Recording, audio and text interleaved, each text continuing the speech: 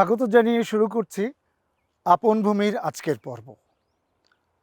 আপন ভূমি অনুষ্ঠানে বরাবর আমরা একটি নির্ধারিত বিষয় নিয়ে কথা বলি। আজকেও সেরকমই একটি বিষয় নিয়ে কথা বলবো। ঢাকা এবং বাংলাদেশের যে কোনো অঞ্চলের ভূমি অফিসের কর্মকর্তা এবং আইন একই। সে কারণে আমরা ঢাকা জেলার ক্যান্টনমেন্ট রাজস্ব অফিসের সহকারী কমিশনার ভূমি কানুনগো এবং এই অফিসে আগন্তুক যেই সেবা প্রার্থী তাদের কথা আমরা শুনব। খতিয়ান হল কোনো জমির প্রয়োজনীয় কিছু তথ্য সমৃদ্ধ একটি কাগজি নথি। এতে ব্যক্তির বা সংস্থার নাম, খতিয়ান নাম্বার, জমির শ্রেণী, জমির পরিমাণ, অংশ, দখলদার, বেদখলদার বা জবরদখলদারের নামসহ অনেক তথ্য থাকে। এই খতিয়ান সৃষ্টি হয় সরকারের তত্ত্বাবধানে ভূমি রেকর্ড ও জমির অধিদপ্তর ও জরিপ অধিদপ্তর কর্তৃপক্ষ কর্তৃক। সিএস ও প্রথম দিককার আরএস খতিয়ানে উপরস্থ স্বত্বাধিকারী জমিদার বা মধ্য স্বত্বাধিকারীর নাম থাকার ব্যবস্থা ছিল, এখন আর নাই। বাংলাদেশে এযাবৎ বৃহৎ আকারে 4টি জরিপ সম্পন্ন করে 4টি খতিয়ান প্রকাশিত হয়েছে: সিএস, আরএস, এসএ, বিএস বা বিআরএস ও ঢাকা মহানগর জরিপ খতিয়ান। আমি আসছিলাম এখানে নামজারি করতে, তো সুন্দর ব্যবস্থাপনা, সুন্দর ওনাদের আমাকে যেই ডেট বলেছে ওই ডেট অনুযায়ী কাজ হয়েছে, প্লাস মোবাইলেও মেসেজ গিয়েছে, আমি ওই অনুযায়ী এসেছি, কাজটা সুন্দর মতো আমার হয়েছে। আমি এতদিন শুনেছি, কিন্তু এখন করতে গিয়ে দেখলাম যে না, তা আসলেই ওনারা যা বলে ওইটাই সত্যি। অনলাইন তো এটা ডিজিটাল হয়ে গেছে, এখন সুবিধা আর কি সবার। আমি এসেছিলাম আমার মিস কেসের শুনানির জন্য। আমার মিস কেস নাম্বার ছিল 259/25 এবং সেটি সফলভাবে শুনানি সম্পন্ন হয়েছে এবং আমি খতিয়ানটা বুঝে পেয়েছি। এখানে কিছু নামজারি রিলেটেড কিছু সমস্যা ছিল।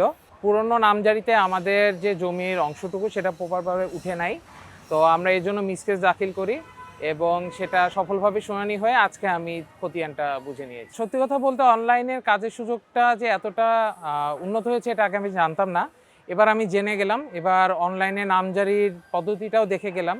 এই ভূমি অফিসের কর্মকর্তারা সেক্ষেত্রে অনেক সাহায্য করেছেন, অনলাইনে যা যা করতে হবে সঠিক নির্দেশনা আমাদের দিয়েছেন। ভূমি ব্যবস্থাপনায় একটি শব্দ প্রচলিত, সেটা হচ্ছে রেকর্ডস বা রেকর্ডস। খতিয়ান ও সংশ্লিষ্ট মৌজা, ম্যাপ বা নকশাকে একত্রে ইংরেজিতে রেকর্ডস বলা হয়ে থাকে। এই রেকর্ডস বা খতিয়ান ও নকশা হচ্ছে ভূমি সত্ত্বের বা মালিকানার প্রমাণপত্রের অংশ। যে কোনো ব্যক্তিকে জমির মালিকানা বা সত্ত্বের প্রমাণপত্র হিসেবে একাধিক কাগজপত্রের সমন্বিত তথ্যের স্বীকারপত্র আবশ্যক হয়। বলা হয়ে থাকে খতিয়ান বা পর্চার জমি। এর ব্যাখ্যা হল দাদা বা পিতা বা কোনো অতীতে কোনো মৃত ব্যক্তির হতে উত্তরাধিকার সূত্রে প্রাপ্ত অংশকে খতিয়ান বা পর্চার জমি বলা হয়ে থাকে। রাষ্ট্রীয় অধিগ্রহণ ও প্রজাস্বত্ব আইন 1950 এর 143 ধারায় নামজারির বিষয়গুলো হয়ে থাকে। ওইখানে এই রেকর্ড সংশোধন এবং রেকর্ড হালনাগাদকরণের ক্ষমতা রাজস্ব কর্মকর্তাকে দেয়া হয়েছে এবং পরবর্তীতে 2006 সালে এই 143-এর পর 143 গ একটা ধারা যুক্ত করা হয়েছে। ওইখানে এই যে রেকর্ড সংশোধন বা রেকর্ড হালনাগাদকরণ কিভাবে হবে তার সুন্দর একটা বর্ণনা দেয়া আছে। 143 গ ধারা অনুসারে যখন রেজিস্ট্রি অফিস থেকে এলটি নোটিশ ভূমি অফিসে যাবে, অর্থাৎ 89 স্টেট অ্যাকুইজিশন অ্যান্ড টেন্যান্সি অ্যাক্টের 89 ধারার অধীন কোনো সম্পত্তি দলিল রেজিস্ট্রি হবে, এই দলিল রেজিস্ট্রির পর ওই দলিলের সাথে সংযুক্ত এলটি নোটিশ যখন রাজস্ব কর্মকর্তা অর্থাৎ এসিল্যান্ডের কাছে যাবে, তখন সে একটা নথি খুলবেন, এই নামজারি করার জন্য নথি খুলবেন। এখানে কিন্তু পক্ষগণের কোনো আবেদনের প্রয়োজন নেই। এই যে এলটি নোটিশ উনি পেলেন, এই এলটি নোটিশের ভিত্তিতেই উনি একজন নথি খুলবেন। নথি খুলে সহশরিক যারা আছেন তাদের কাছে উনি নোটিশ প্রেরণ করবেন। এই একটা নির্দিষ্ট সময়ের মধ্যে যদি কোনো আপত্তি জমা না পড়ে, তাহলে ওই যে নথি উনি খুললেন, এই নথির পরিপ্রেক্ষিতেই উনি নামজারি করে দেবেন। আর যদি কোনো আপত্তি জমা পড়ে, তাহলে উনি কী করবেন, এই নিষ্পত্তির জন্য উনি একটা ডেট ঠিক করবেন এবং পক্ষগণকে আবারও ওই দিনে সবাইকে উপস্থিত থেকে শুনানির দিন ধার্য করবেন। এরপর শুনানি অন্তে বিষয়গুলো নিষ্পত্তি করে উনি এই রেকর্ড সংশোধন করে দেবেন। এটাই হলো একটা এই মিউটেশন বা নামজারির একটা প্রক্রিয়া। গত কয়েকদিন আগে আমাদের ভূমি নিবন্ধন ব্যবস্থাপনা অটোমেশন একটা প্রকল্পের জিও জারি হয়েছে। এই প্রকল্পের মাধ্যমে দলিল অনলাইনে রেজিস্ট্রি হবে, অর্থাৎ এখন ম্যানুয়াল পদ্ধতির পরিবর্তে দলিল অনলাইনে রেজিস্ট্রি হবে এবং অনলাইনে রেকর্ড সংরক্ষণ হবে। তো এই সিস্টেমটা এমনভাবে ডিজাইন করা হয়েছে যে মানুষ যখন অনলাইনে দলিল রেজিস্ট্রির জন্য আবেদন করবেন, তার কিন্তু সঙ্গে সঙ্গে যে মিউটেশনের যে আবেদন ফর্ম সেটাও কিন্তু পূরণ হয়ে যাবে। অর্থাৎ ল্যান্ডের সাথে রেজিস্ট্রেশনের একটা ইন্টিগ্রেশন হবে। জনগণকে আর নতুন করে শুধু নামজারির জন্য আর আবেদন করতে হবে না। জনগণ একবারেই রেজিস্ট্রি অফিসে আসবে, এই যে 143 গ ধারার যে মোতাবেক তার দলিল রেজিস্ট্রির সঙ্গে সঙ্গে একটা এলটি নোটিশ সহকারী কমিশনার ভূমির কাছে যাবে, সে তখন সুমোটো সেটা নামজারি করে দিতে পারবে, নতুন করে আর আবেদনের প্রয়োজন হবে না। আমার মনে হয় যে এই সিস্টেমটা যখন চালু হয়ে যাবে তখন সকল সমস্যার সমাধান হয়ে যাবে। খতিয়ানকে সবচেয়ে বেশি গুরুত্ব দেওয়া হয় SA&T অ্যাক্ট 1950-এ। এরপর 2004-এ দেওয়ানি সংশোধিত আইনে খতিয়ানকে আরও অধিক গুরুত্ব দেওয়া হয়েছে। জমি রেজিস্ট্রেশন করতে, জমি রেজি করতে বা নামজারি করতে সর্বশেষ খতিয়ানকে অত্যাধিক গুরুত্ব দেওয়ার ফলে সমস্যা বাড়ছে। কারণ জালিয়াতি করে বা ভুলক্রমে কোনো তথ্য গোপন করে অনেক নামজারি খতিয়ান বা ছাপানো খতিয়ান প্রকাশিত হয়। এর ফলে ভূমির মালিকগণ জটিলতা ও মামলায় ভোগান্তির শিকার হয়।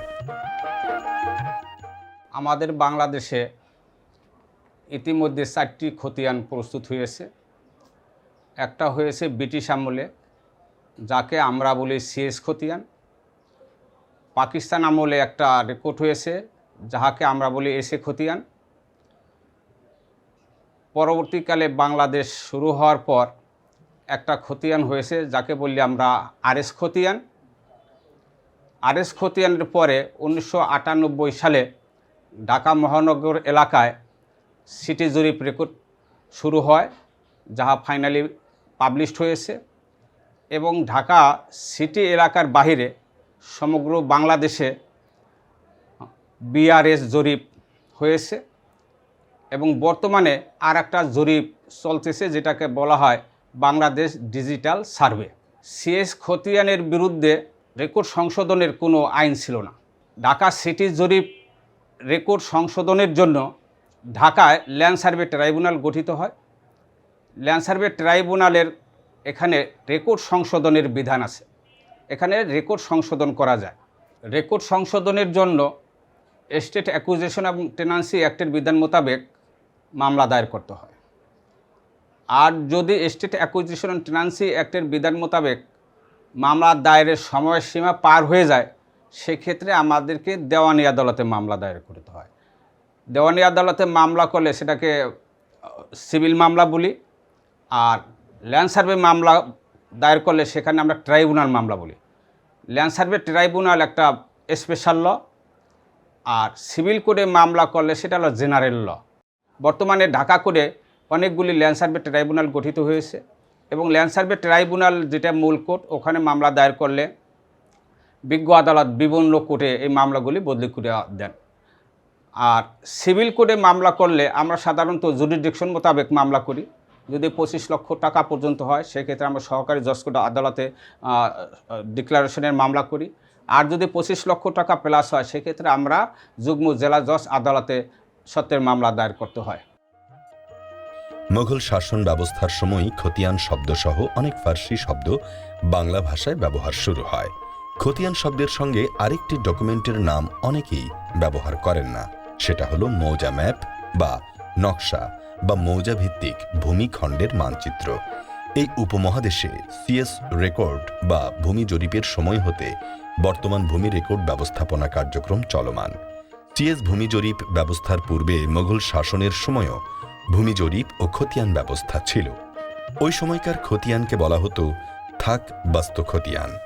এই থাক বাস্তু খতিয়ানে দাগ নাম্বার ছাড়া প্রচলিত খতিয়ানের অন্য সব তথ্য বিদ্যমান ছিল, তবে মৌজা নকশা ছিল না। ছিল পরগনা ম্যাপ, যাতে দাগ নাম্বার ছিল না, ভূমি ব্যবহার ও হস্তান্তর চৌহদ্দির বর্ণনার আলোকে। বর্তমান ব্যবস্থায় খতিয়ানের ভুল সংশোধনের ক্ষেত্রে অনেক ঝক্কি ঝামেলা পোহাতে হয়। কর্তৃপক্ষের উচিত বিষয়গুলো সহজতর করা ও দায়িত্বশীলদেরকে কার্যকর জবাবদিহিতার আওতায় আনা। অনলাইনে আবেদন করলে আবেদন গ্রহীতা অনেক সময় মেসেজ পাননি। মেসেজ না পাওয়ার কারণে তারা যথাসময়ে আমাদের কাছে আসতে পারেন না কার্যক্রম নিয়ে, আবার তাদের কাছে থাকা দলিলপত্র বা অন্যান্য কাগজপত্র তারা প্রদর্শন করতে পারেননি। সেক্ষেত্রে আমরা এগুলো ঊর্ধ্বতন কর্তৃপক্ষকে জানিয়েছি এবং এগুলো যথাযথভাবে ওনারা ব্যবস্থা নিচ্ছেন।